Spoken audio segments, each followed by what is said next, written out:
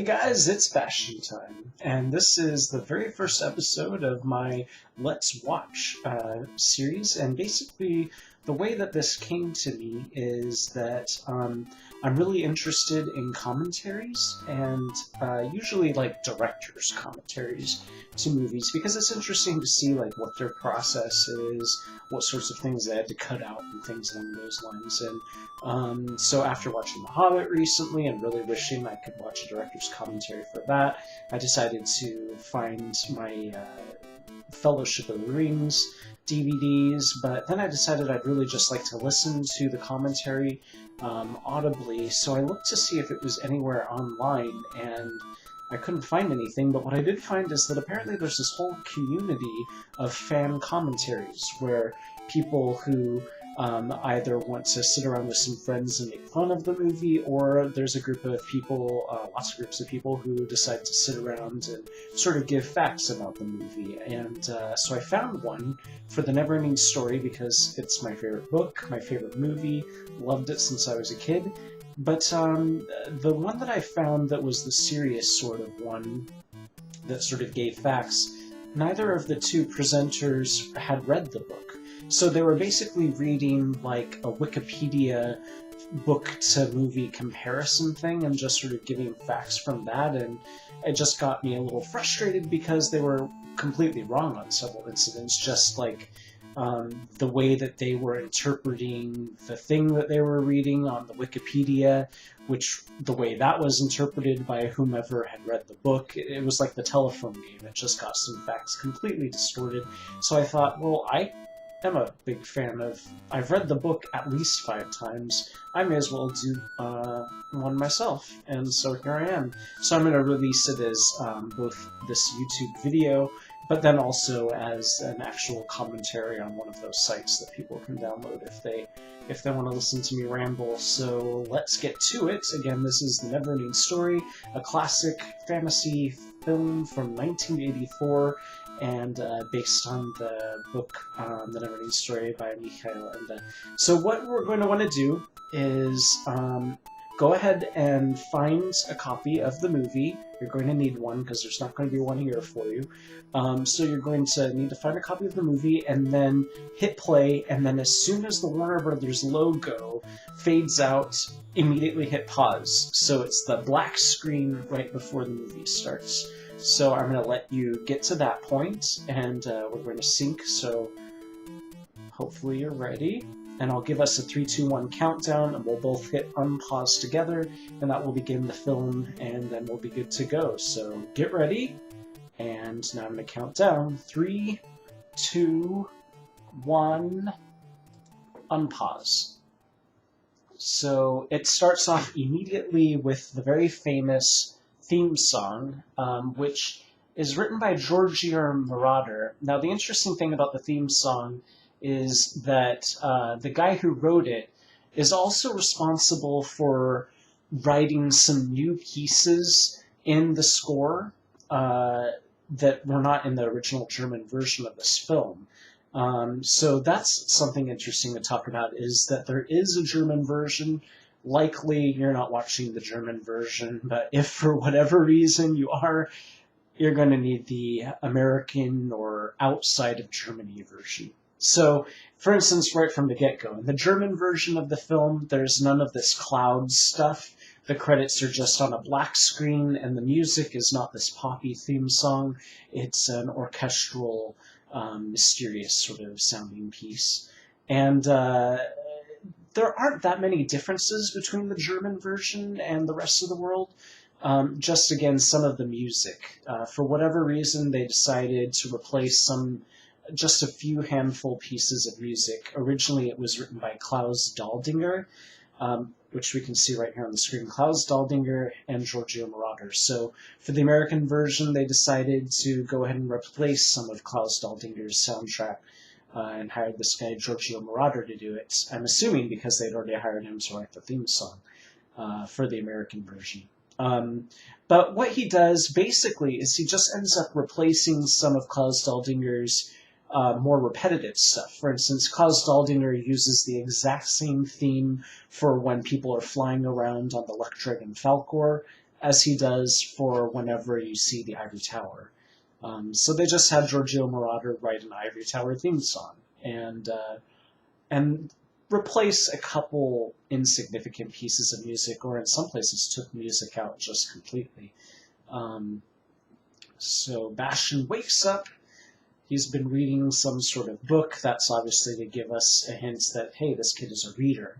And, you know, that's something that this movie really did for me, is as a kid, before really seeing this movie, I wasn't all that interested in reading. I mean, no more so than any other kid. But after watching this movie, I became obsessed with reading and read massive series of books, anything I could get my hands on, really. Now, what is this dad making? He pours orange juice into the blender, and then he cracks an egg, I think? Yep, he cracks an egg. It's just orange juice and an egg. I guess that's the early dawn version of protein shakes. I've got my protein shake ready because it's about time to drink one. Let's see. So this all is not in the book. The book doesn't begin until quite a bit later. They've written in the screenplay all of this introductory stuff, I suppose, to get us better introduced to Bastian, so that it's not beginning, you know, without you knowing anything about him, without understanding his situation. Which I guess is the way you kind of got to do it for a movie. In the book, they just sort of dole out all this information that Bastian's mom has died, and you know, he has a strange relationship with his dad. Now, their actual relationship between the dad and Bastian in the book is quite a bit different too, because here in the movie, the dad has clearly dealt with his wife's death, and he's being, you know, a well-adjusted father and trying to talk to Bastian and help Bastian come to terms with his mother's death. But that's not really the case in the book at all. In the book, the dad is really the one who's super, super depressed. I mean, Bastian's, of course, very sad about his mom's death, but the dad simply will not talk to Bastian at all, won't communicate with him, and Bastian really wishes that his dad would talk to him, because he feels like, you know, they've both been through this horrible experience of losing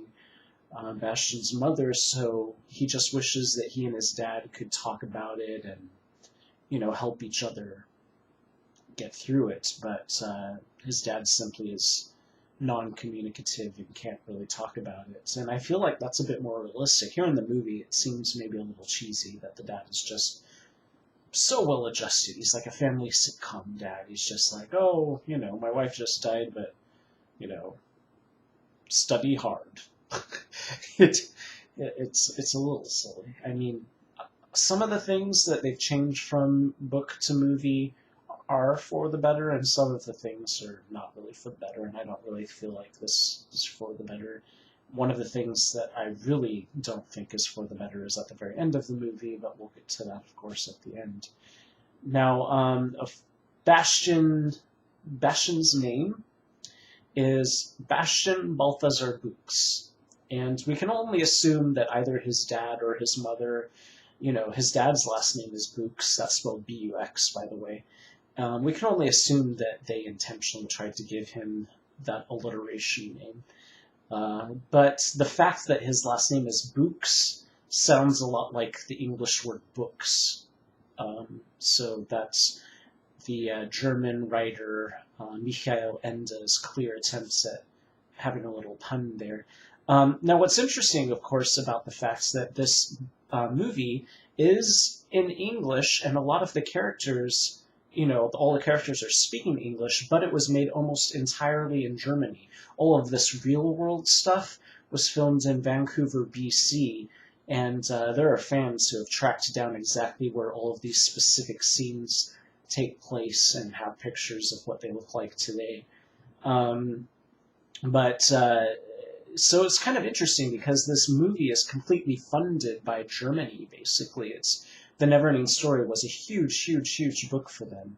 Now this is where the book begins. And in the book it says Carl Conrad Coriander's old books backwards on the window. That's the very first line, is that you read Carl Conrad Coriander's old books, but backwards. And so this is This is where the book begins. And then we get all that information about the fact that he was chased by bullies and has a strained relationship with his dad and that his mom is dead and stuff, doled out to us bit by bit in the book. Mr. Coriander right now is reading the NeverEnding Story, and it's interesting to see that the page that he's on has an illustration which completely goes against the book. In the book, it's made very clear that there are no illustrations in the NeverEnding Story. There are big fancy capital letters at the beginning of each chapter that take up a whole page or so, but no illustrations. Now that isn't the case when you're actually reading the book yourself, even though it says there are no illustrations. They've gone ahead and included illustrations with those big fancy capital letters, but the author meant for you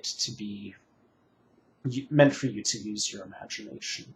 And I guess maybe now's a good time to talk about the fact that the author really did not like this movie. He was fully involved with it through pre-production and as they were filming, but just as this was about to be released, he sued them and tried to get the movie to not come out.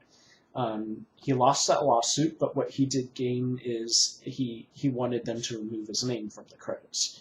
So his name does not appear anywhere in the credits for this movie, and that's why a lot of people don't realize that it is based on a book. Now, the way I found out that it was based on a book is when I watched the sequel, The NeverEnding Story 2, the next chapter, and then his name is included in those credits, which is very odd to me because that movie is absolutely nothing like the book. They took way more liberties, but maybe he just didn't feel like suing them again. Because, he'd already given up the rights to the book at this point. Now, the reason why he was very upset with this movie, a lot of people seem to misunderstand it. It isn't that he was upset about them changing little things like what the Ivory Tower itself looks like, or things along those lines. He was basically upset with the tone of the film. His book is very dark, very adult. It's not a kid's book. Very philosophical.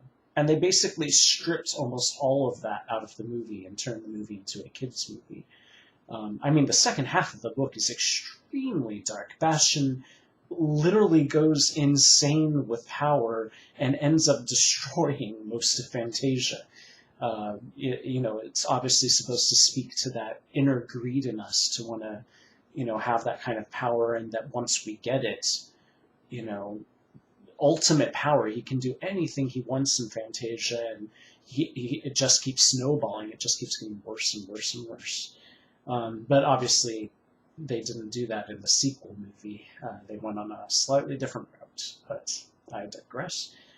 The NeverEnding Story. Now, of course, in the German version of this movie, they made a version of that book that says Die unendliche Geschichte, which is the German title of the NeverEnding Story, which translates as The Unending Story. Now, this note that he leaves for Mr. Coriander, it doesn't happen in the book. In the book, he simply waits until Mr. Coriander goes to answer the phone, takes the book and runs, and spends the rest of the movie terrified that Mr. Coriander has sent the police after him. A silly little point of idiocy for me is I thought that silly little projector thing that he's about to pass in front of and climb on that step stool. For some reason, when I was a little kid, I didn't understand what that was. And the very first time I saw the movie, I thought that was some sort of laser thing to detect whether students have walked through the door late. It doesn't make any sense, I know. But anyway, so yeah, the book was the NeverEnding Story, translates into the Unending Story, but that's close enough, of course. And it was an extremely successful book on the bestseller lists for years, especially in Germany. It was at the top of the bestseller list forever. It's been translated into over 50 languages. It was a huge book for its time. It was published in 1979. And the author didn't really write too many other books. He wrote another awesome book called Momo. It was originally published here in America as The Grey Gentleman, but then they retranslated it after this movie was so successful. as just Momo. It's a pretty good book. If you haven't read it, I suggest doing so. He wrote a couple other books. None of them quite live up to the NeverEnding Story for me. Momo comes the closest. But he didn't write too many other books. He did write one that I'm going to be rereading soon called The Night of Wishes, because that takes place on New Year's Eve. And I'm going to read that on New Year's Eve for like the third time. I've read the NeverEnding Story at least 5 times. I don't know how many times. There's a character missing from these beginning scenes here. Now, when Bastian is reading about Fantasia, what he's reading is all printed in green in the book, and then the stuff about Bastian is printed in red. And so that helps you understand, whether you're in the real world or in Fantasia.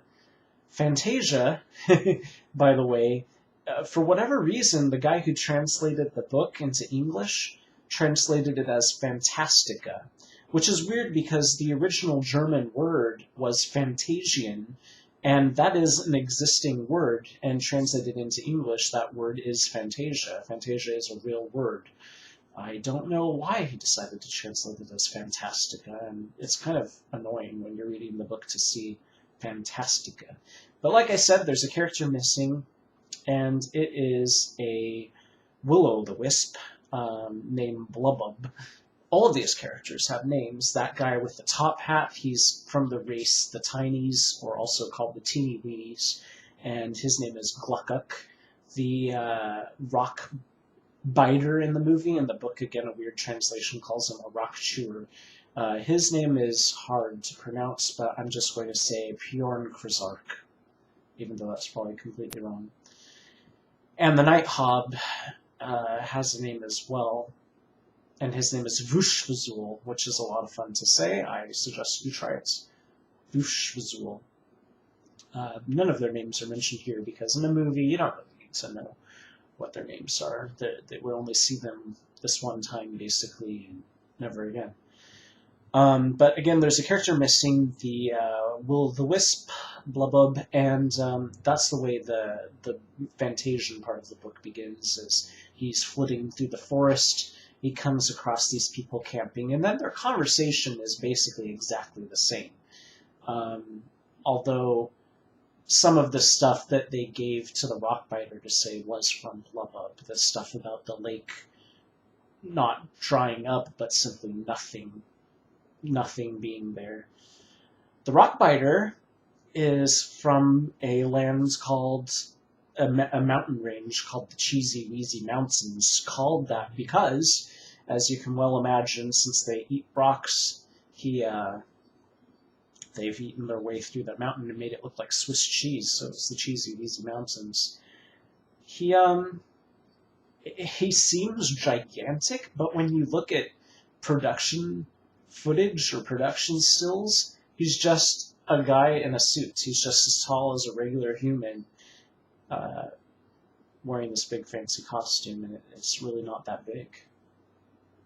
But I really feel like they did a fantastic job with a lot of the visual effects, like all of these sets, and the Rockbiter is fantastic looking.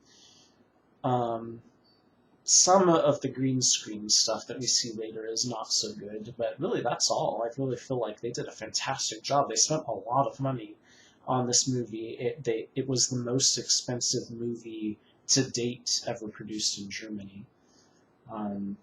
Rockbiter's name in German, by the way, not his name, but his species, is Fesselnbeißer, which literally translates into Rockbiter. So I have no idea why the English translator of the book, Ralph Mannheim, made so many unusual choices. I love the fact that he did, because I'm glad to read it in English, and I'm sure he did a fairly great job, but a lot of his dialogue is fairly stilted. Which would make sense within Fantasia, but for instance, back in the Mr. Coriander scene with Bastian, he used a lot of unusual words that I don't even think in 1979 they were saying, like nitwit and such, instead of like the kids call me crazy or whatever, is, Bastian explaining. He says that the kids called him nitwit. That's something I didn't mention that I should have mentioned back then, is that another major thing that they cut out is the fact that the kids made fun of Bastian for several reasons that are not obvious in this movie. Those reasons are the fact that in the book Bastian is obese, so they made fun of the fact his weight, and they also made fun of the fact that Bastian loves to invent stories. He loves to create brand new stories. He likes to invent words, names that haven't already existed. And so because nobody will listen to him tell these stories, probably because, he's unpopular because of his weight or whatever, he's gone a little peculiar, and he just likes to sort of whisper the stories and new words and names that he's created to himself. So that's why they think he's crazy. So it's unfortunate that they've cut that out because of a reason that becomes fairly apparent towards the end of the movie, which would have made a heck of a lot more sense. But, oh well. We'll get to that once we get there. But yeah, I mean, this is pretty much identical to the book. Basically, the whole conversation about how the nothing works is the same. It's not as if the lake dried up, but it's just as if there's nothing there anymore. And the way they describe it in the book, though, is a little more specific, and I don't know that they could have done this in a film, especially not now that the way they try to represent the nothing in the movie, as Rockbiter is seeing, is as a storm, clouds, and, it's got this storm effect, and that's not the case in the book at all. In the book, it's a bit more abstract. It's basically, it literally is absolutely nothing. And the way they describe it is, it's as if when you're looking at something where the nothing is eating away at that land, it's as if you've gone blind in that part of your vision over in that area. There's just absolutely nothing there. I think it would have made more sense to just have a maybe like white, as if, because it's a movie, if they had like erased part of the scene somehow digitally. I guess they didn't really do digital effects like that back then. But if they would like erase part of the scene and just have the white of the movie projector screen behind it, that could have represented the nothing, because that's basically what it would be like. The Ivory Tower, one of the things Mikhail Ende wasn't so amused about was Ivory Tower. He felt like it looks like a television antenna. And as described in the book, it's like a cone, which would be more structurally sound and more realistic. It's kind of almost like Minas Tirith from The Lord of the Rings, except a little less wide and much more tall and conical, but it sort of spirals up to the Magnolia Pavilion thing on the top, which is where the childlike empress lives, which in the book just sort of opens up and blossoms. This piece of music, like I was saying earlier, is brand new to the English version of the film. In the German version of the movie, it's the Flying Around on Falkor theme song here. So, I mean, it's a beautiful piece of music. I can't fault them too much with having Giorgio Moroder come in and add some additional songs, because, as beautiful as Klaus Daldinger's score is, he did reuse a couple pieces of music in places that could have used some more music. Now, this guy, his name is Chiron, and he's supposed to be a centaur. He's a black and white striped zebra centaur. But they decided not to go with a centaur and instead just put a skin mohawk on his head.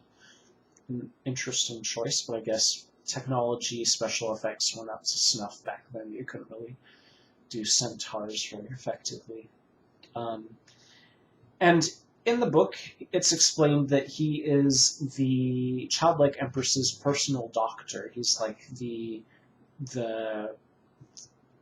medical, the highest medical professional guy.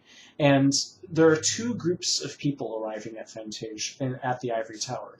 There are a whole bunch of people coming from all corners of Fantasia to say, oh my goodness, what's this weird thing happening to our land?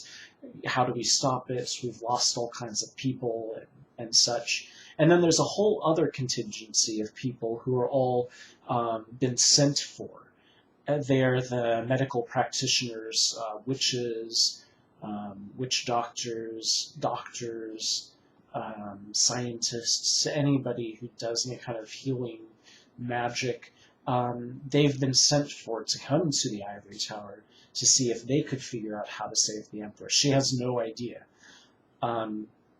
And so all of these people are gathering at the Ivory Tower. The Ivory Tower is in the center of Fantasia. And Fantasia is structured a little oddly, which we'll get to later. Even though the Ivory Tower is situated directly in the center of Fantasia, everything else is kind of in flux, but we'll get to that a little later. So once the Empress is revealed that she needs this hero Atreyu to go on this quest, the thing about it is that they've cut out a huge chunk of the story where Chiron himself goes on a quest. He bears Auron. He wears Auron. He goes on this quest to find Atreyu. Atreyu lives in the grassy ocean, so-called because it's this gigantic field of grass. It's basically like the plains in the Midwest in America, where Native Americans live. And the people of the grassy ocean are obviously meant to be Fantasian's version of Native Americans, but the big difference is that they hunt purple buffalo, and that they themselves are oddly colored. They have green skin and blue hair. Now, probably not bright green like, your Christmas tree or whatever. It's probably more of an olive-y sort of color, but decidedly green. Definitely not real-world green. And they did try to paint this boy, Noah Hathaway. They did try to paint his skin green, but again, technology, special effects, not quite up to par back then. It looked ridiculous. There was a funny quote from him saying that it looked like he had fungus growing over him. So they decided, nah, we won't do the green skin thing, unfortunately. But it's a little unfortunate that he's a great actor for being such a little kid, but he doesn't really look that Native American, so I don't know. But then again, Chiron doesn't really look like a centaur, so what can you do? All of these creatures that are at the Ivory Tower are fascinating. This giant, basically just a giant head, these multiple-faced people. These are all creatures kind of alluded to in the book. But they've invented quite a few on their own. They did a pretty good job. Like, there's that bird thing in the back there. It looks like a buzzard, well, human-sized walking buzzard. So, I mean, again, Chiron goes to meet Atreyu, and so he goes to Atreyu's village, and Atreyu is an orphan. He doesn't have a family, so Bastian feels like he can identify with Atreyu a little bit because of that, because even though Bastian does have a father, he does not have a mother, and even his father is extremely distant at this point. So Chiron goes to Atreyu's village, but Atreyu is out. Once you reach a certain age, you are able to go hunt the purple buffalo, and Atreyu's finally gotten that chance. He's that age, 10 or 12. They don't specify exactly what age.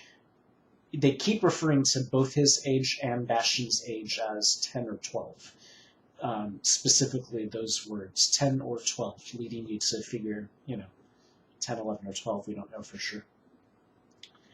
So Atreyu is ticked off because he's called away from, he finally gets to go on the great hunt, and he's called away from it. It's this big ritual for his people, and he's called away from it, and he meets up with Chiron. And again, he has no parents. His name is Atreyu because in his language, that supposedly translates to child of many. And so Chiron explains to him the situation, gives him Auron, And in the book, it's always called just Arin. There's no definite article before it. It's never the Arin. It's just Arin, and it's in all capital letters. I don't really understand why all capital letters. But it also has some nicknames, like the Gem and the Glory. But something that's a little different that they don't really go into in the movie is that the reason why Chiron tells Atreyu that he can't take any weapons with him is because Atreyu is literally the representative of the childlike empress at this point. And the childlike empress has a very unusual situation in Fantasia. It explains that because she exists, all of Fantasia exists. So all of Fantasia owes its existence to her. She's kind of not really an entity, but more like she's the heart of Fantasia. It's kind of hard to explain. And it's very Eastern, actually. Eastern religion, Eastern philosophy, because she makes no... She does not discern between good and evil whatsoever. If there is a race of goblins attacking a race of dwarves, and if the dwarves are in the right, she doesn't... She loves the goblins just as much as she loves the dwarves. She doesn't take part in any sort of good versus evil sort of situations. And that's why in the book, all of the evil characters love her just as much as all of the good characters. Because she's not really there to rule anybody. She doesn't make any proclamations. She doesn't settle any disputes. She's just there to exist, and because she exists, all of Fantasia exists. And Fantasia, as we'll learn eventually, is the world of human dreams and fantasies, and imagination. Gmork, by the way, used to scare the crap out of me. The wolf thing with the green eyes, terrifying, terrifying creature. There's a scene cut out from here, which I've never seen because it hasn't been in any version of the movie, where Atreyu meets one of the races described in the book. In the book, he just sort of passes by their land, and they don't really... there's not a scene that takes place there, but the book does describe the land, and it explains that these people, the Sassafarians, start out...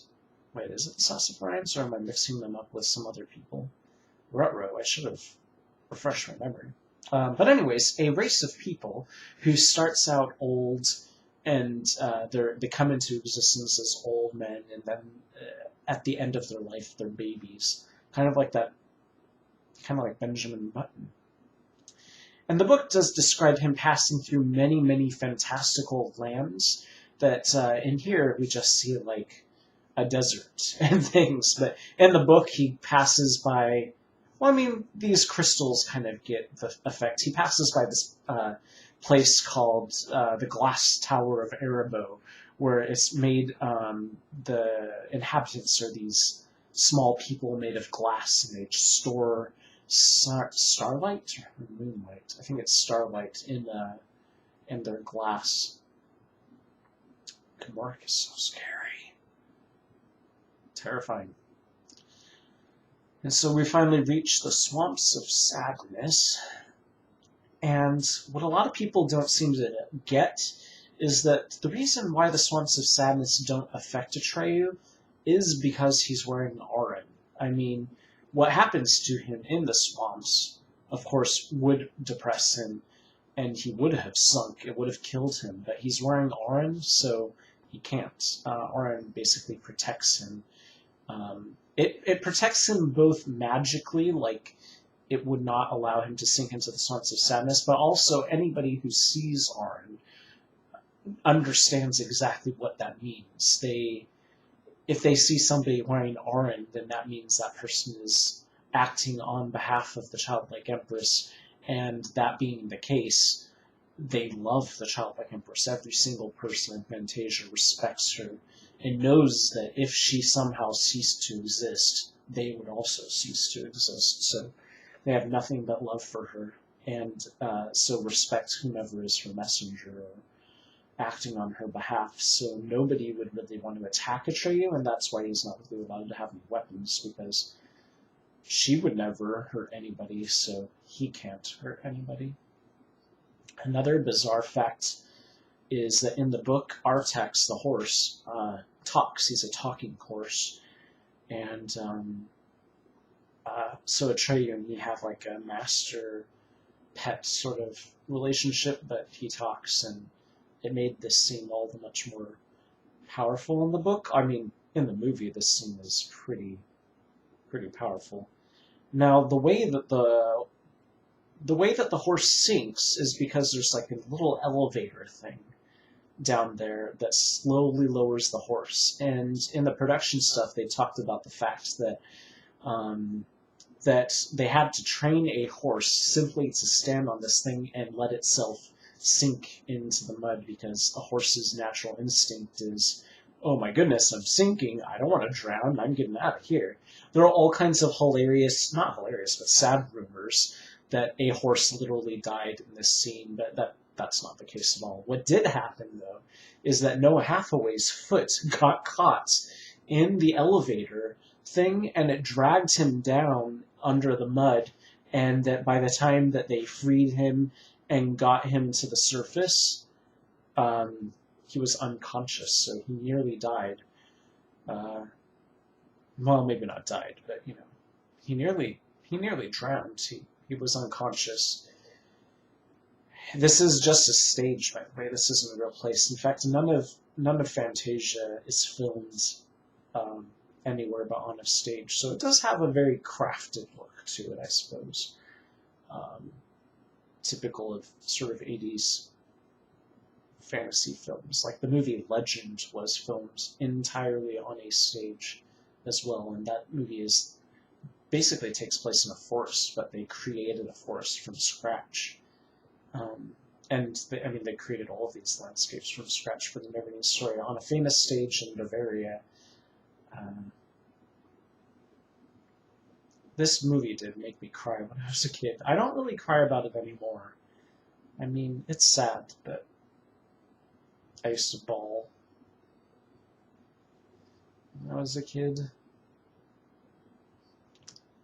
I think the book made me cry too at that scene. I'm not 100% certain.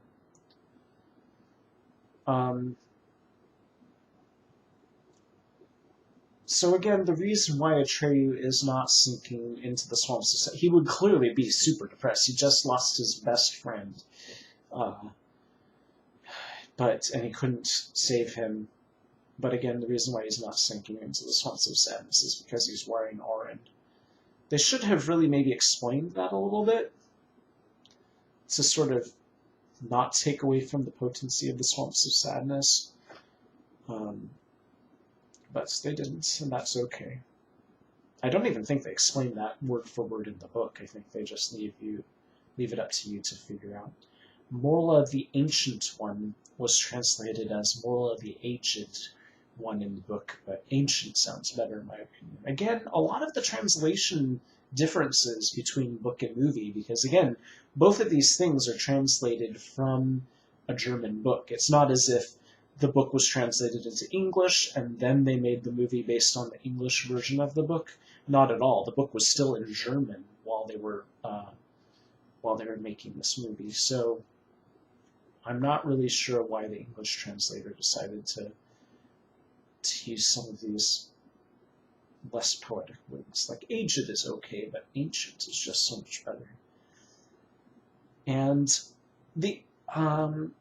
so Atreyu, is trying to find Morla, and the information that Morla doles out to him, Morla doles out twice as much information in the movie than he does in the book.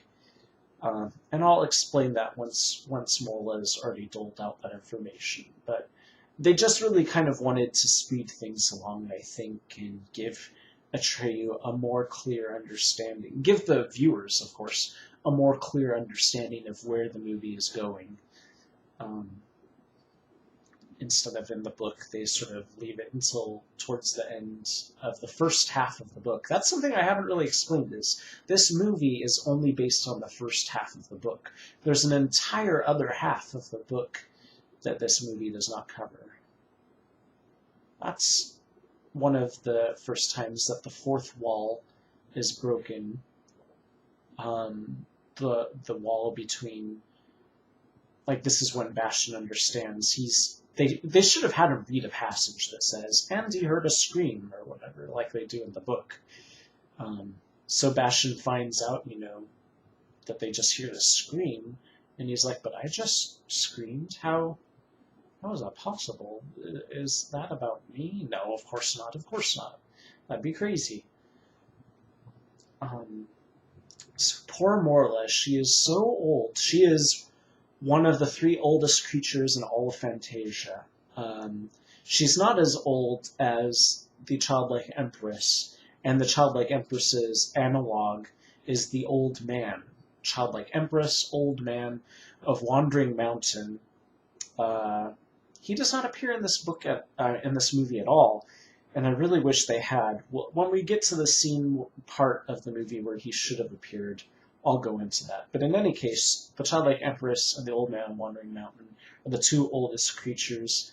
Morla comes in at 3rd, and she's just been in her swamp of sadness for so long that she's gone a little crazy and talks to herself and seems to almost believe that there are other tortoises there. In the book, it's called Tortoise Shell Mountain, not just Shell Mountain, but Shell Mountain sounds better, again, in my opinion. And that's the thing about the book and the movie. I love both pretty much equally. I think they did a fantastic job with this movie. Yes, it's more kidsy. Yes, it's more family-oriented. It doesn't go into the darker stuff. It doesn't go into the more philosophical stuff. But it really stands up even all these decades later as a fantastic fantasy film. And it definitely got me excited and interested in, well, the sequel, and then from the sequel I learned that there was a book. I never really understood this about Morla's reasoning. Like, she's just so depressed that she doesn't care whether or not she exists. I guess she has lived for so many centuries. I'm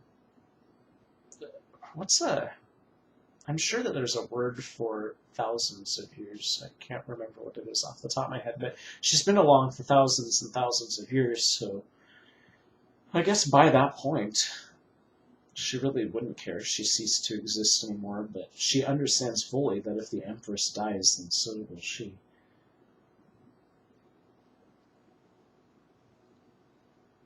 So now this is the difference. Here in the movie, Morla explains that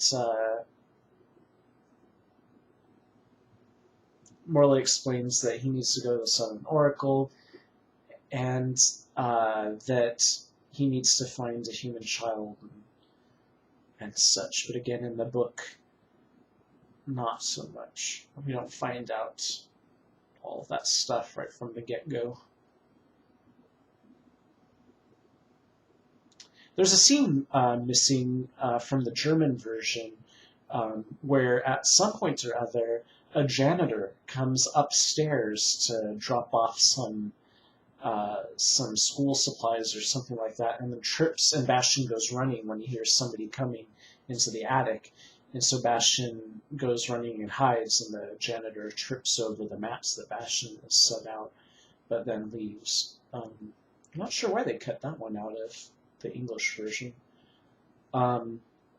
And again, in the book, Bastian spends the rest of the book terrified that the police are looking for him. That's why he doesn't go home. That's why he does go to school, because he figures he can just hide up in the attic and nobody would think to look for him in the attic in school.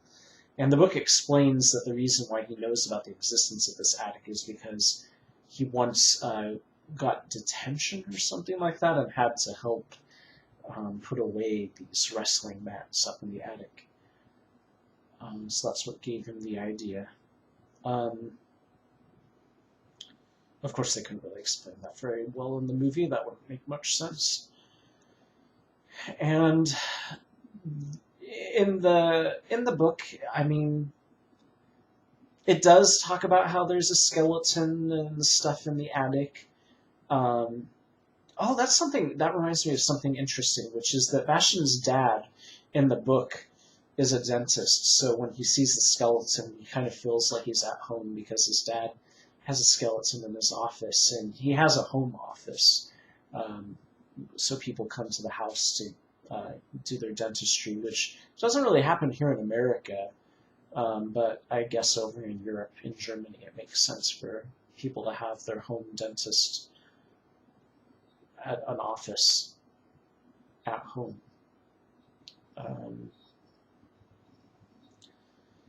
Okay, so the movie and the book take a bit of a divergence right about here. Atreyu in the book goes on this huge quest. He comes across the place called the Dead Chasm or Deep Chasm. I think it's the Dead Chasm. And in it lives a creature called Igramel the Many. And to him, it looks like a spider at first, a gigantic spider. But really, what Igramel the Many is literally the many. It's comprised of thousands of tiny little steel-colored insects that all together kind of like have a hive mind sort of thing, and they all shift to form like a giant spider, or at one point a giant scorpion. So Atreyu sees that Igramel has already stung and poisoned this luck dragon, and Igramel explains to Atreyu that basically tries to, quote, help Atreyu. Igramel says, well, I've stung you, and now you're paralyzed and can't physically move, but what people don't know is that they can transport themselves to anywhere in Fantasia. So being fairly benevolent, Atreyu... But, of course, you will die within an hour, basically. So Atreyu transports himself and Falkor, the luck dragon, whom he hasn't really met. You know, Falkor's unconscious and nearing death. He transports the both of them to the Southern Oracle, and thankfully, it just so happens that these gnomes live right there, and that one of the gnomes is a doctor herself. I'm not sure if she's a witch or a doctor. I think she's a doctor. Or, you know, maybe they're the same in Fantasia. But she has created an antidote for them, and that's why they don't die.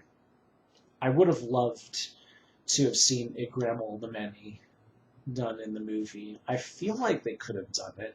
I mean, I know they couldn't do computer-generated effects back then, but I feel like that's something that they could have done with stop motion or just straight up animation.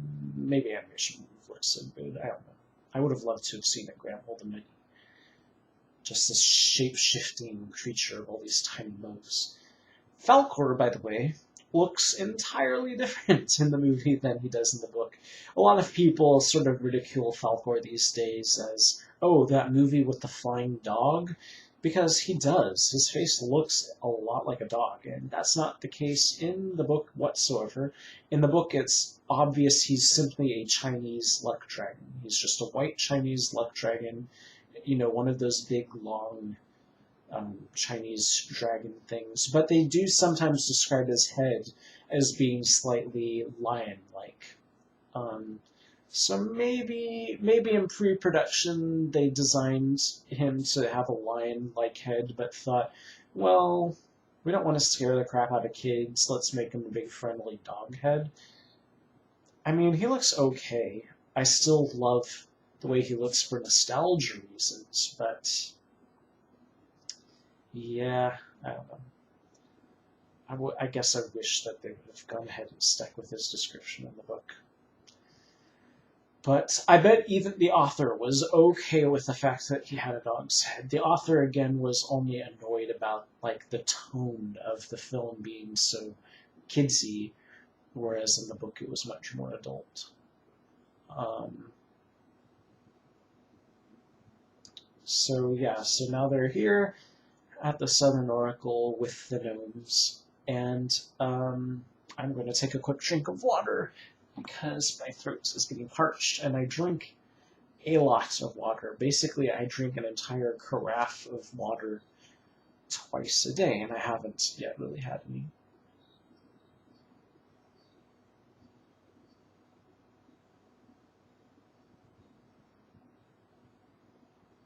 In the book, Falkor's eyes are described as being red. Here in the movie, they've made them brown.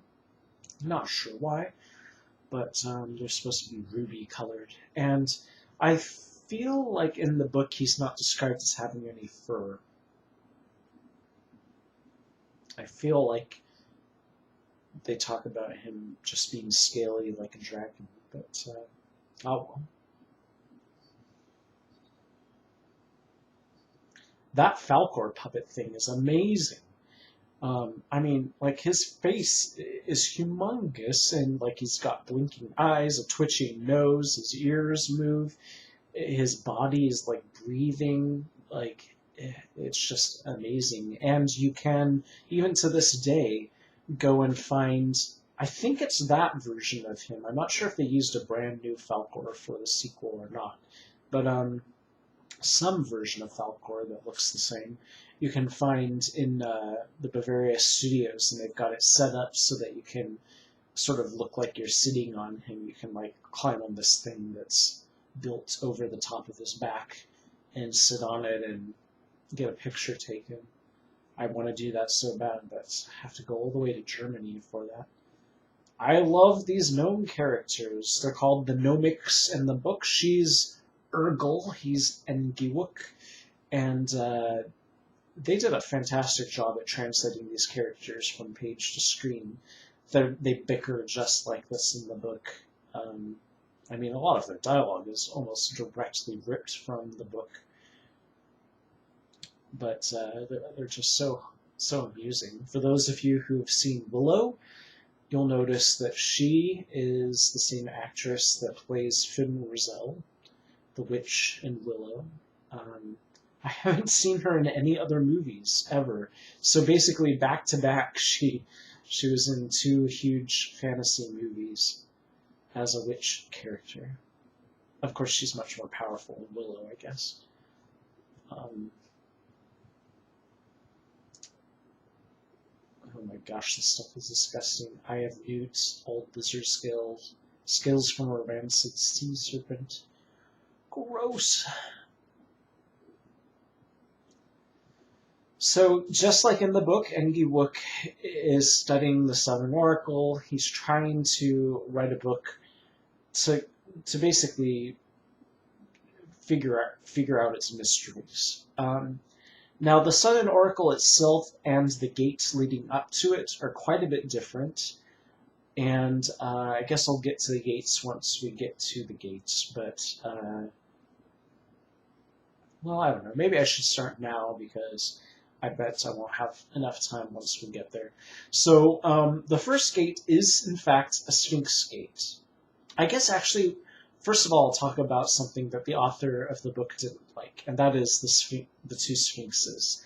Because here in the movie, they've got these rather large breasts, and they're not really described that way at all in the book. In the book, they, I think they're male. I mean, I think most sphinxes are male.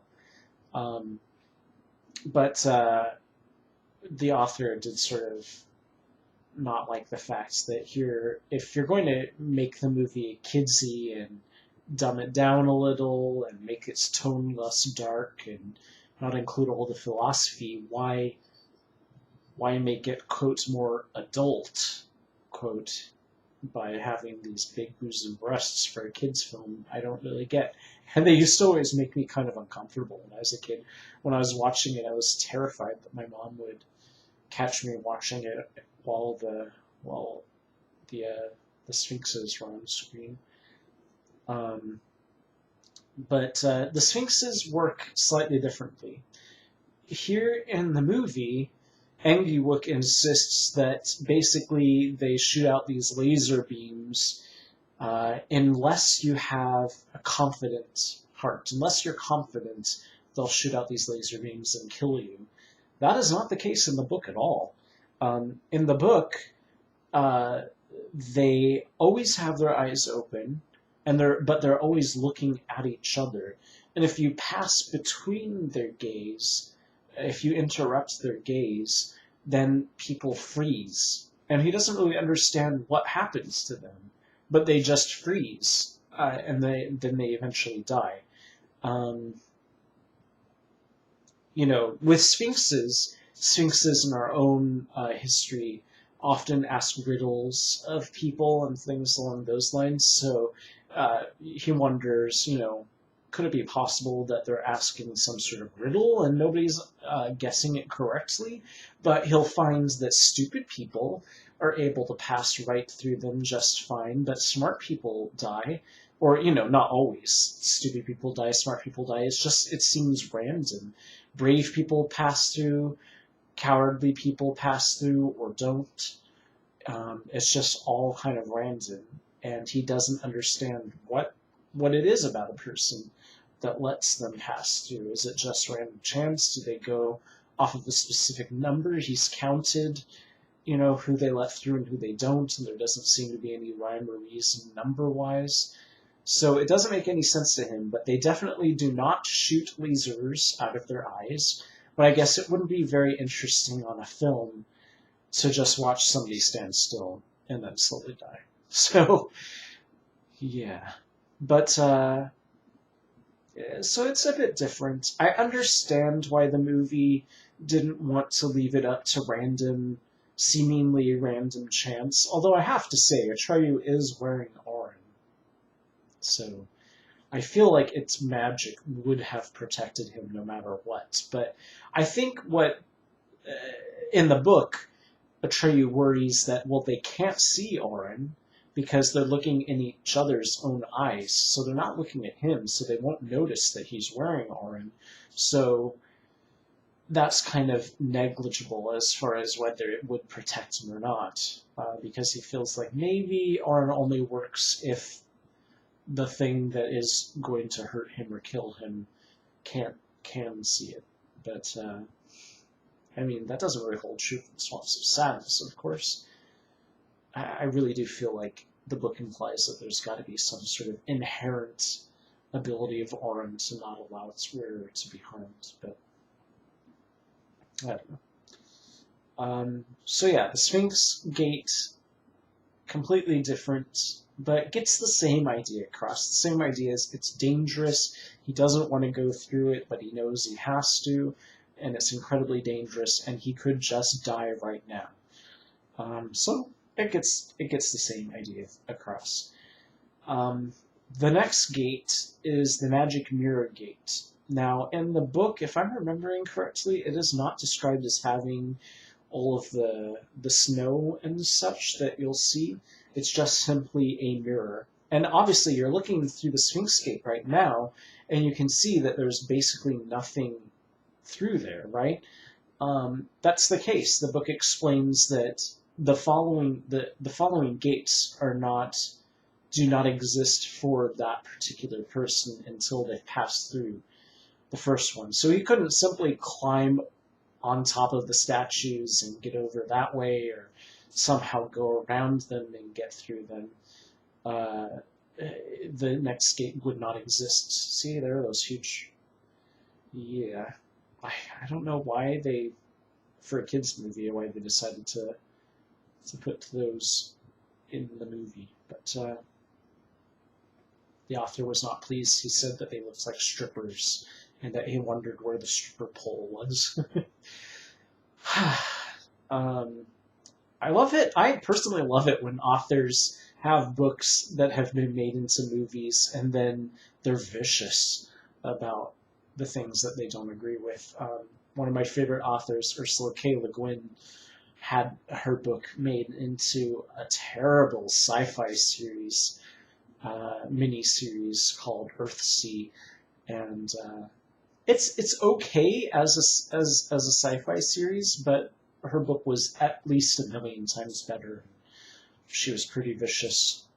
I love it, but I don't know. Again, I love this movie, even though it changes quite a few things, several important things. I feel like it gets the basic idea across, and it even keeps some very specific things. Like, I mean, I don't know. There are some, there are some tiny specific things, like the Aran, for instance.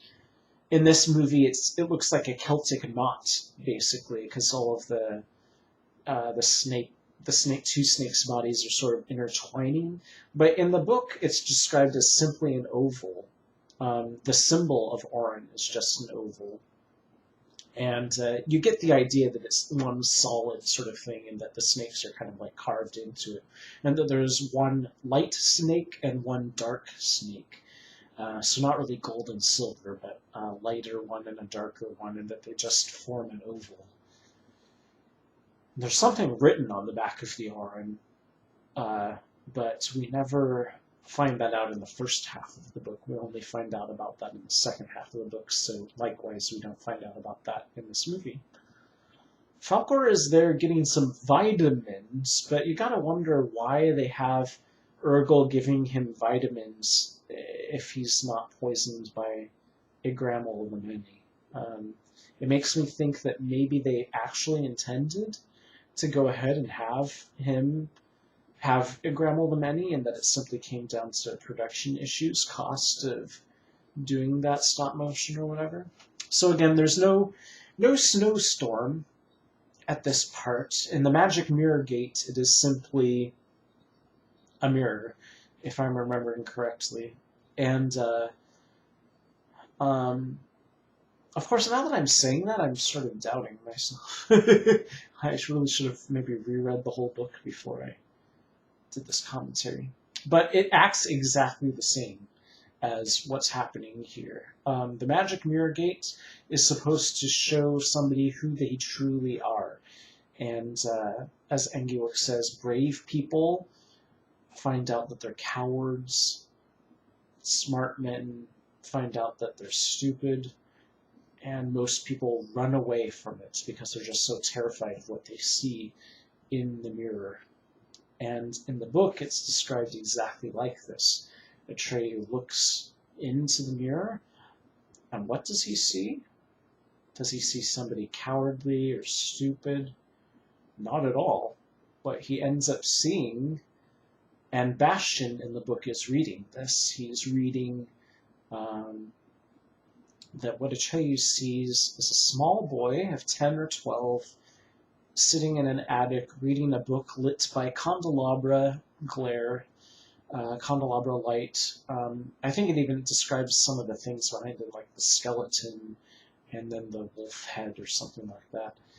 And Bastian freaks the frack out because, imagine you're reading a book and suddenly you're reading in the book that the main character sees somebody reading a book, and then it goes on to describe exactly you and your surroundings.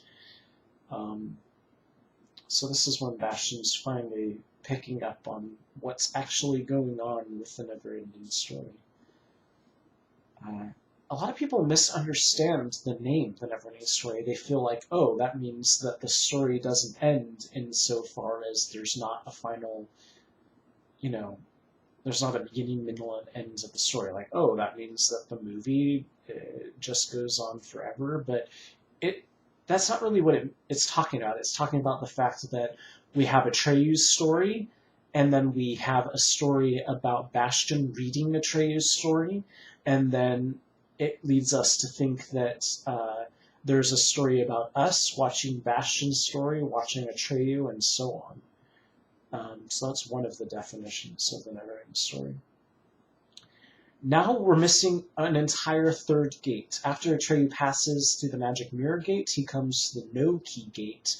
And the No-Key Gate is simply a door without any lock or handle, standing in the middle of nowhere, and the only way to pass through it, and Engelwick has kind of explained this to Atreyu ahead of time, the only way to pass through it is to completely forget about your purpose, to completely forget your desire to want to get through it.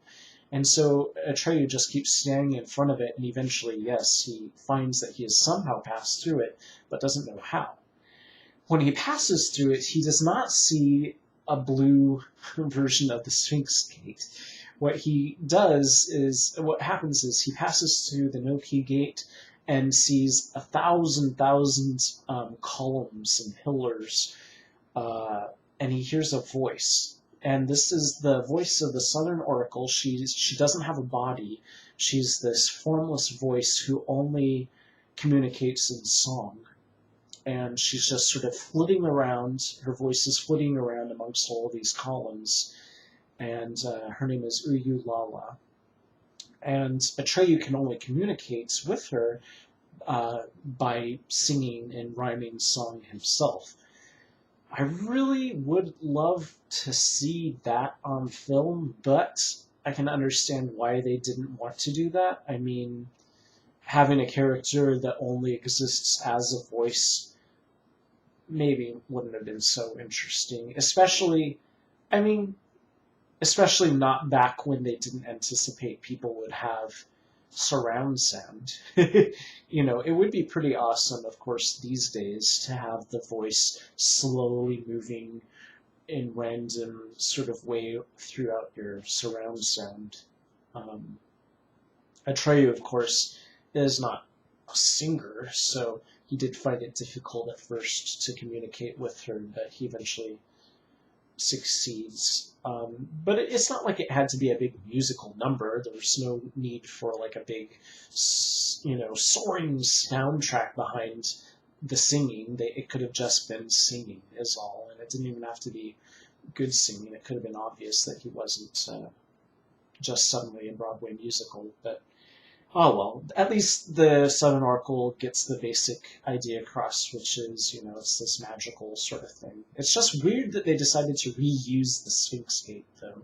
That feels like cheating. I can understand if they didn't want to do the Uyulala voice, formless body thing, but I'm not sure why they had to reuse the Southern Oracle. They had to reuse the Sphinx Gate and just hit it with a blue light. Yeah, now this green screen does look quite dated. It could look so better in this day and age. I wonder if they still have like the unprocessed prints, if maybe they could pop those into a computer and do a better job at the green screening. But this part is pretty much like the book. So he discovers that the only thing that can save the only way to save the Empress is by giving her a new name, which is something that Morla the Ancient One explains to him. But that the only person who can give her the new name is a human child. And that the human child exists beyond the boundaries of Fantasia. Now, Fantasia is strange because it's basically infinite. There are no boundaries. It's the world of human dreams and fantasy, and even the places within it are kind of in a state of flux. As I explain in the second half of the book, everything is sort of as near or far as you want for it to be. So if you know of a specific place, it's sort of it's like there's the land of the Rockbiters, the Cheesy Wheezies, which sometimes is right next to the Glass Tower of Erebos, but at other times it might be near the Desert of Many Colors or over by the Silver City of Amaranth. It's sort of an odd concept. It would have been nice to see Atreyu actually going on this adventure looking for all these magical lands to find. He comes to this one really interesting place, which is a sea of mist. But I'll talk about what's happening right now, which is that at this point in the book, there are 4 wind giants who are battling each other. Here, it's the nothing that causes this catastrophe, but in the book, it's 4 wind giants from the 4 corners of Fantasia. I mean, the book is very contradictory. They say things like the 4 corners of Fantasia, but eventually they say that Fantasia is infinite, and there aren't, and everything is in kind of like a flux. And, you know, it's okay that it's a little contradictory. But yeah, Atreyu goes on this journey looking for a way to get beyond the boundaries of Fantasia. He comes across that sea of mist that I was talking about, and he comes across all of these really interesting places that they kind of don't really do in the movie because they're just trying to get us to the next major plot point, as you have to do in a movie. Especially an hour-and-a-half movie. I mean, if this movie were made in this day and age, it would be like 2 hours, 2.5 hours. But back then, you did not make a 2.5 hour movie. That's ridiculous. You have to make movies an hour and a half, tops, for kids especially. It's interesting that people are more willing in this day and age. You'd think that with our attention spans, they wouldn't be so willing. But just like in the book, Atreyu has now lost Auron, and that's kind of disconcerting for him, of course. And of course, he's lost Falkor. Now, Falkor in the book is described as being a creature of fire and air. So, but not, I mean, it doesn't burn anybody to sit on him. He's just comprised of fire and air. And that comes up in a bit when Falkor does something that hurts him in the book, but doesn't seem to have any effect on him in the movie. The place where Atreyu is at right now in the book is supposed to be Spookstadt. I don't know why I just said the German version. Spook City. I don't know. He does not meet the Rockbiter again at this point, but I don't mind the fact that he's met the Rockbiter here. It even almost makes it feel like maybe these are the Cheesy Weezy Mountains. Maybe this is Rockbiter's home. He's gone back home to tell his people, whoops, which, by the way, doesn't happen in the book. In the book, at the end of almost every single chapter, after Atreyu has met a group of characters, or we, the readers, have met a group of characters, almost every single time, it sort of says something like for the Rockbiter and his traveling, the companions, the teeny weeny and with the racing still and the night hob and everything, it says, that those guys eventually became great friends as a result of happening to meet at that point in time. And rather than returning to their homes, they set out and became good friends and lived together, but that's another story and shall be told another time. Now, that phrase, that's another story and shall be told another time, is echoed sort of at the end of the movie, which is awesome, but it occurs constantly throughout the book. It explains Chiron, for instance, after he went to find Atreyu, and Atreyu leaves to go on his great quest. It explains that Chiron went on to have many adventures, but not as an ambassador of the Childlight Empress or as a doctor, and made another name for himself in Fantasia, unrelated to those things, but that's another story and shall be told another time. Basically anytime there's a new group of characters that you get introduced to, it sort of ends that way. That's another story and shall be told another time. That really sparked my imagination when I was a kid, and I decided that I was going to write a sequel to the NeverEnding story to tell all those stories and then plant my own seeds of, but that's another story and shall be told another time. And then somebody could write a sequel to that or whatever, but I actually really did start, and I got fairly far. I got a third through it, and it was pretty decent. I mean, it was a bit fanfic-ish, unfortunately, but it was pretty decent, but didn't finish it because I ran into a big plot issue. So again, Atreyu in the book is supposed to be in Spook City. I keep trying to say it in the German. And I did, by the way, take German in high school. 2 years of German for the sole purpose of trying to read the book in the original German. And I mean, I did try to read it after those 2 years. I did try to read it, but 2 years of German wasn't enough, especially when I wasn't that good at it. So Spook City is a city inhabited entirely by things like werewolves, witches, vampires, things along those lines, undead, and the princess of Spook City. Um, well, the Nothing is eating away at the surrounding land, and so the princess of Spook City, Gmork, comes to Spook City and is looking for Atreyu, and the princess of Spook City, even though she's this evil vampire witch sort of character, and she's definitely evil. Um, but again, everybody loves the Empress, no matter how evil they are. So once she discovers what Gmork is up to, she traps him with a magical chain that is unbreakable by anybody but her, or something like that.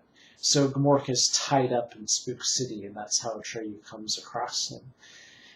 But the things that Gmork, and then all the inhabitants of Spook City are kind of sucked into the Nothing.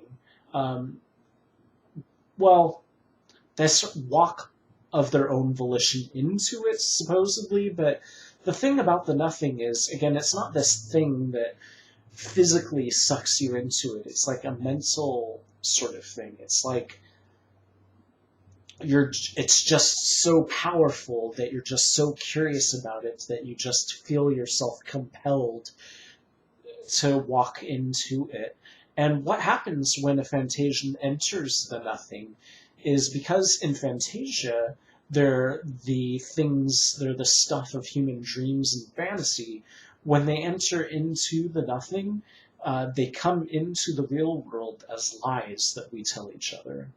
So that's kind of interesting. There are stories, our fantasies, our wishes in Fantasia, but when they enter the real world, they become the lies that we use to deceive each other. So again, the movie doesn't really go into that philosophical stuff at all. The book explains it much more deeply and more interestingly than I have, but the movie doesn't really go into that. Here in the movie, he just says,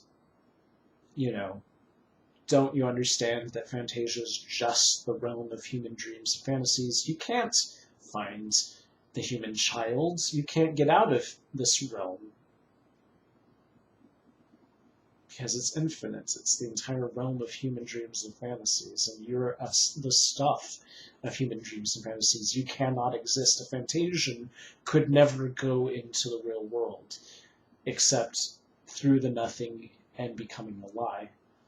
Which makes the end of the movie, I'll point it out, which makes the god-awful third movie all the much more nonsensical, because the third movie has people, it's called Escape from Fantasia, and it has Fantasians accidentally transported into the real world, and just couldn't work like that, but oh well. So yeah, Gmork is a gigantic, heavy robotic puppet, and something that happened is one of his fangs, I'll point to, he's going to jump at Atreyu in just a second, okay?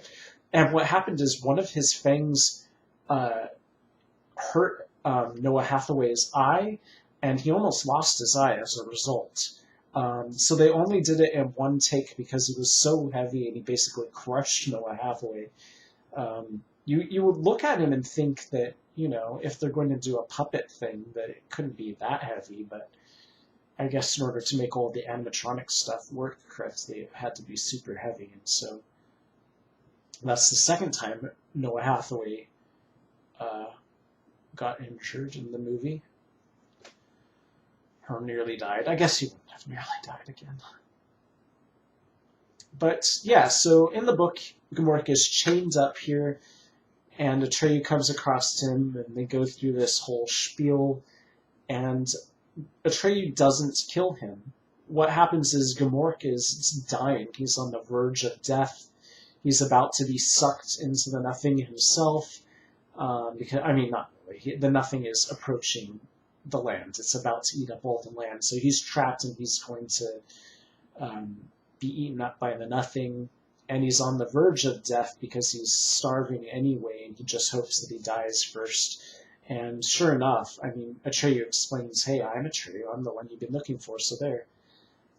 Falkor in the water. Now, again, he's a creature of air and fire, so in the book that hurt him. He was worried that he was going to be destroyed, that his life force was going to be put out because the water would overcome his fire element. But the movie, of course, doesn't really do that, and he survives. But in the book, it was dangerous for him to figure out that the arm was there in the water, and then for him to go ahead and risk his life by going into the water for it. But anyways, back to Gmork. Gmork, Atreyu tells him, well, I'm Atreyu, and I'm getting out of here. And so he leaves Gmork, but as he's leaving Gmork just kind of laughs and laughs and laughs. And I don't think he leaves. I feel like Atreyu got stuck in Spook City too. Oh, I think Gmork has bitten onto Atreyu's leg or something like that, and won't let go. And Gmork is laughing because he knows that he and Atreyu are soon going to be swallowed by the nothing. But then Falkor comes and saves the day. So Fantasia has been completely destroyed. In the book, again, the nothing... This is very visually interesting, that it's a bunch of floating stuff in the sky. And I guess, like, space is nothingness. So I guess technically that makes sense. But in the book, it would be more as if somebody has been taking a big eraser and has just erased huge swashes of Fantasia so that there are only tiny little pockets, that haven't yet been. It's like the nothing is like an ink blob that is slowly covering up everything and making everything into nothing. Well, not just one ink blob, but many ink blobs that are just getting bigger and bigger and taking over Fantasia slowly, bit by bit.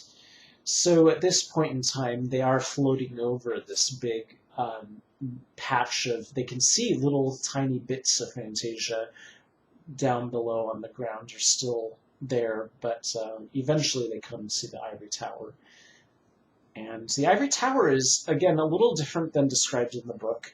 In the book, it has this huge garden thing called the Labyrinth that surrounds it. Not like the labyrinth in the movie The Labyrinth, like an actual labyrinth, but just a bunch of hedges and flowers and things. It's not meant for anybody to get lost in, but just a beautiful garden thing that completely surrounds it for the fun of it. And it just looks like a cone. They call it like a sugar cone, but I've never heard of a sugar cone. But I guess maybe that's something they have in Europe. And so it's just this cone thing that spirals up. It doesn't have these mountains or these weird antenna-looking things on the sides. So an amusing thing about the Ivory Tower is, I guess it's made out of wax or something like that in the movie. The prop of it, and the hot lights cause it to melt one day, apparently. But, anyways, the basic idea is, almost all of Fantasia is gone at this point. And so Atreyu has found the Ivory Tower. Now he has the unfortunate task of telling the childlike Empress, I found out what I was supposed to do, but I can't do it. It's apparently impossible, so this is the last vestige of Fantasia, the Ivory Tower, and soon it will be gone, and so will you and all of us, and we're all doomed. This just looks so amazing. Look at this beautiful set in Falkor, and he's gigantic, and it's just like, back in the 80s, they really knew how to do things practical effects, not with computer-generated images. I would love to see a brand new adaptation of the book, for sure. There was talk about that happening. Leonardo DiCaprio, his production company was looking into it. They even hired a script writer, and it looks like it was gonna happen, but now it's in production hell, is what they call it when they run into some sort of reason why, like they didn't like the script or whatever, so it's taking a while for it to actually happen. But I'm just worried that it would just be all CG effects, and sometimes I can tell, that doesn't look real. Sometimes I'd rather see an unsophisticated puppet instead of a CG effect. But the childlike empress is described in the book a little bit differently. In the book, she has like a moon-shaped face. Her skin is extremely pale.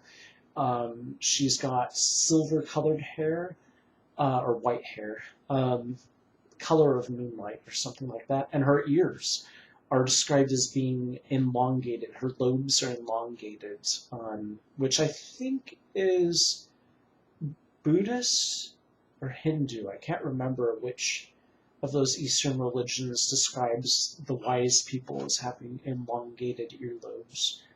But she's the oldest living inhabitant in Fantasia, even though has the form of a child. And so the movie cuts out a huge part in a bit. So here in the movie, she explains to Atreyu that Bastian is the human child and that he's been following Atreyu's adventures this whole time, and that thus Atreyu has reached the human child after all, just not in the way he anticipated it happening. So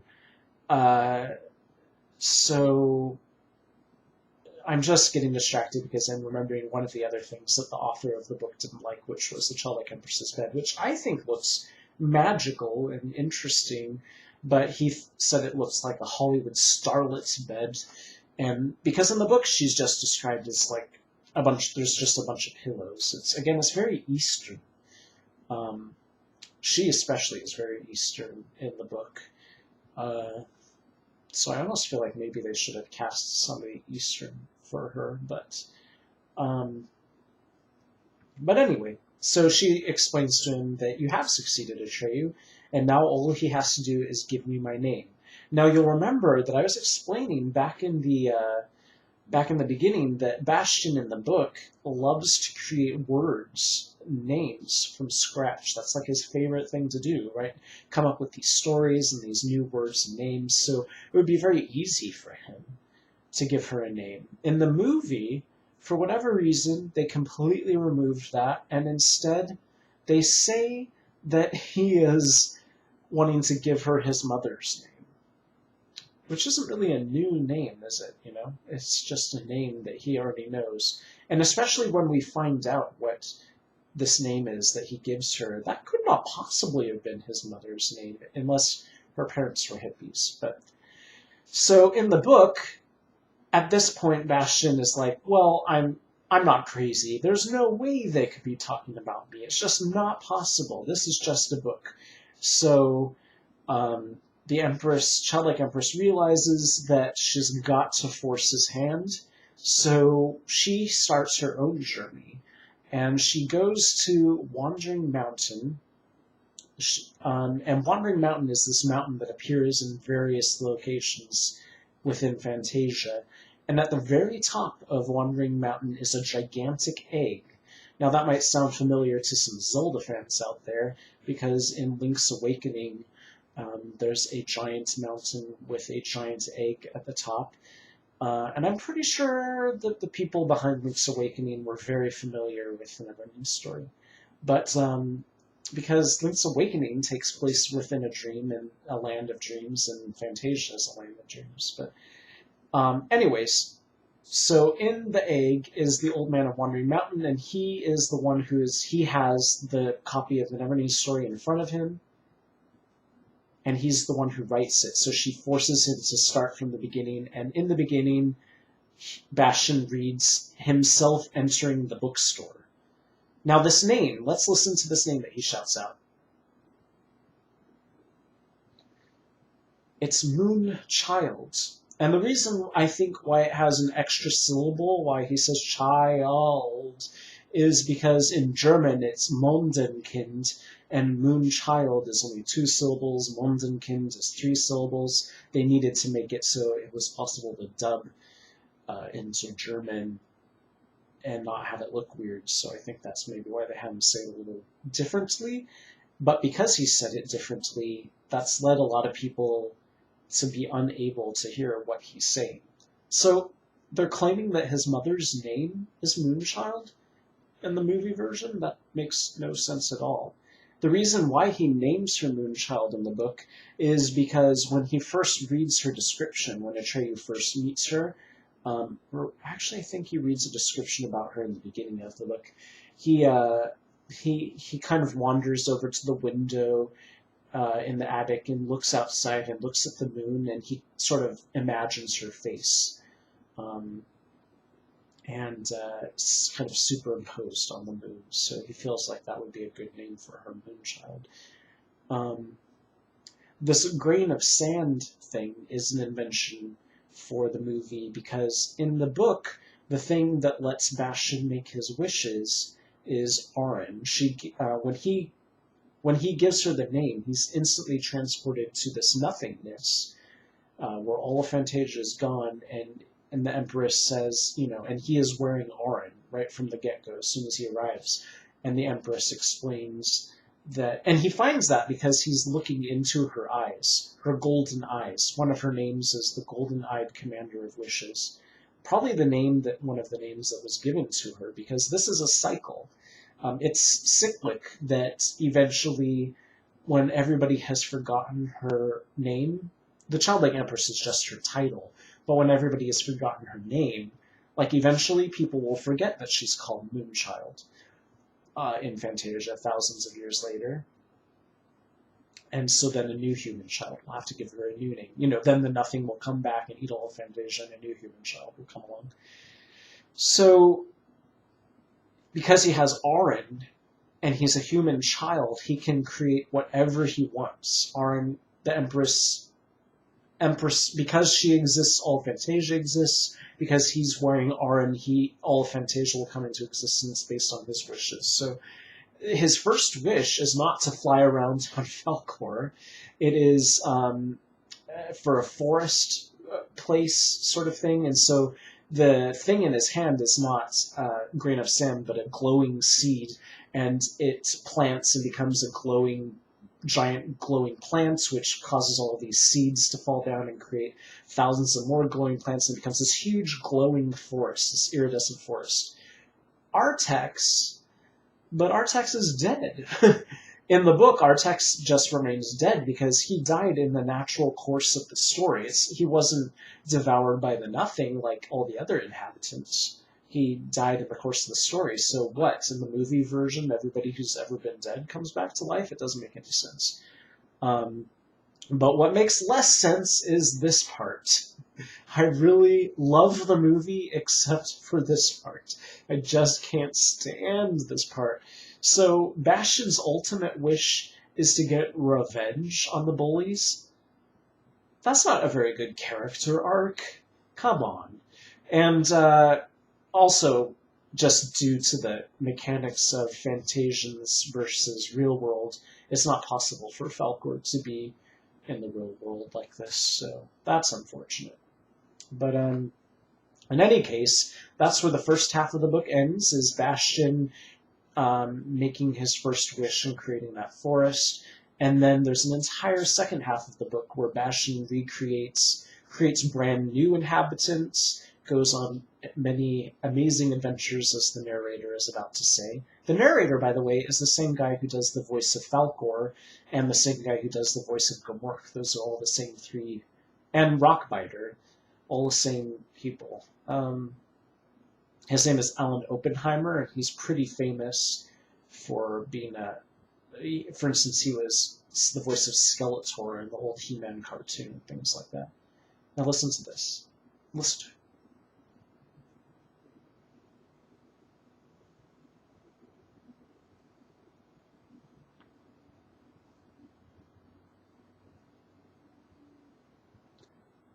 So what I love about that is that it's mirroring the things that they say at the end of each section whenever you meet new characters, but that's another story. But what makes no sense about it is he says before he returns to the ordinary world. Well, he's already in the ordinary world here at the end of this movie.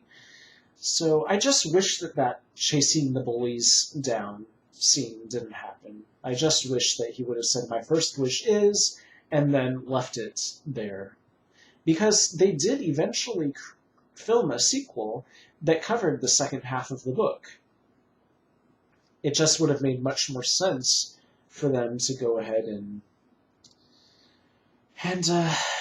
just stay true to the book and leave him in Fantasia making those wishes. But oh well.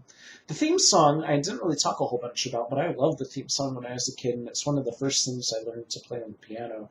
And I even played it as played the piano accompaniment to a friend who performed this song back in high school at one point.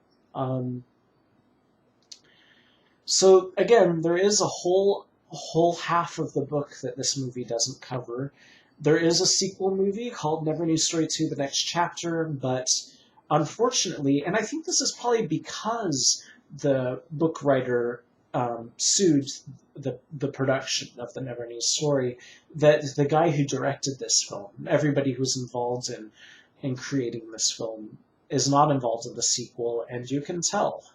The sequel is shined up and kidsified and Disneyfied in a lot of ways, even down to specific things like the fact that the Aran itself is much shinier and brighter, and I don't know, it's just like everything is crystal clean and perfect in the sequel movie. And I mean, the plots. They basically take somebody who is a very minor character and turn her into the big villain for the movie, which makes no sense because the villain in the second half of the book is basically Bastian. Again, he goes on this he starts out trying to help people with his power of wishes. There are people who wish that they had more stories of their own, new stories, because they love stories. He's amazing at telling stories himself, so he creates the Bastian Balthazar books library for them, and then they have all these books.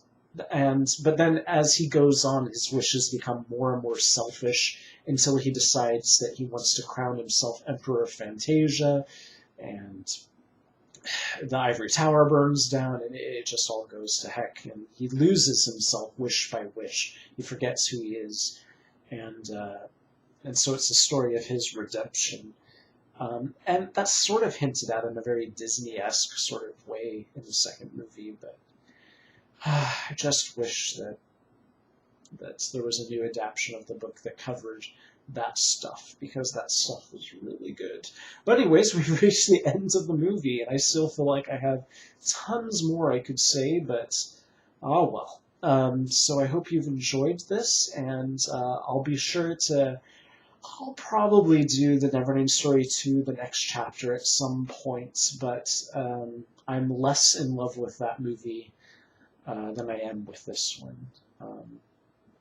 So until then, that's been this episode of Let's Watch, and let me know in the comments down below what you'd like me to watch next time, and I'm thinking maybe I'll stay fairly fantasy-oriented, so things like Labyrinth or Legend, or NeverEnding Story 2, or Studio Ghibli films, or Lord of the Rings, or the Narnia movies, or Golden Compass, or whatever. Let me know down in the comments what you'd like me to cover, and I'll see if I'm up for that. So until then, see you guys. Bye.